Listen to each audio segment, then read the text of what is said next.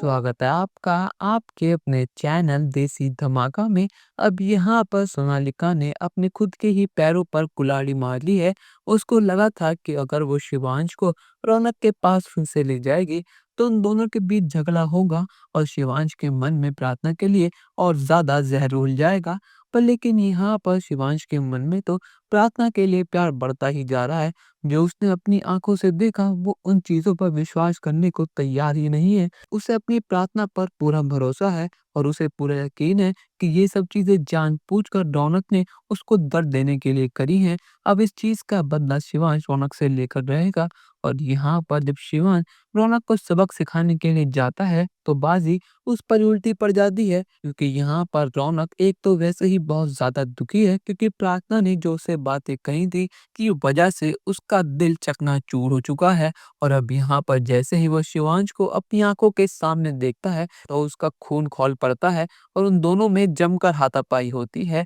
यहाँ पर शिवांश अभी थोड़ा वीक है क्योंकि वो अभी-अभी हॉस्पिटल से आया है, जिस चीज़ का फ़ायदा रौनक उठाता है और जमकर शिवांश की पिटाई करता है। यहाँ पर मयंक बहुत कोशिश करता है कि वो उन दोनों को रोक पाए, पर लेकिन उन दोनों की लड़ाई इतनी भयंकर होती है कि मयंक को भी उसमें चोट आ जाती है। अब यहाँ पर स्मिता अपने दोनों बेटों को इस तरह देखती है तो उसका दिल एकदम पसीज जाता है।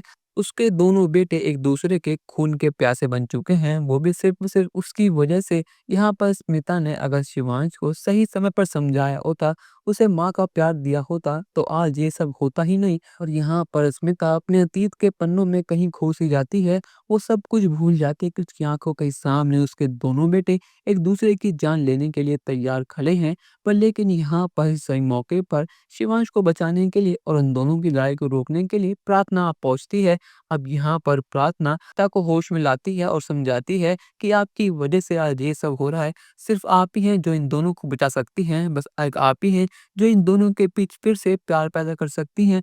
आपको अच्छी तरह पता है कि ये दोनों एक दूसरे के भाई हैं, पर लेकिन इन दोनों के बीच भाइयों वाला प्यार है ही नहीं। अब हमें ही कुछ करना होगा जिसकी वजह से वो सारी अतीत की बातें भुलाकर एक दूसरे को अपना भाई मानना शुरू कर दें। अब यहाँ पर स्मिता अपने बेटे रौनक को संभालती है और यहाँ पर प्रार्थना शिवांश का हाथ पकड़कर उससे कहती है कि आपको मेरी कसम, अगर आपने एक कदम और बढ़ाया तो मैं आपकी जान दे दूंगी। अब यहाँ पर प्रार्थना की ये बात सुनकर शिवांश अपने आप को रोक लेता है और ये सब चीजें देखकर सोनालिका खून के आंसू रोना शुरू कर देती है। पर लेकिन दोस्तों, आपका यहाँ पर प्रार्थना और स्मिता मिलकर सब चीजें ठीक कर पाएंगी या फिर नहीं? अपनी राय हमें कमेंट सेक्शन में ज़रूर बताइएगा और चैनल को अब तक नहीं किया सब्सक्राइब तो कर लीजिए। धन्यवाद।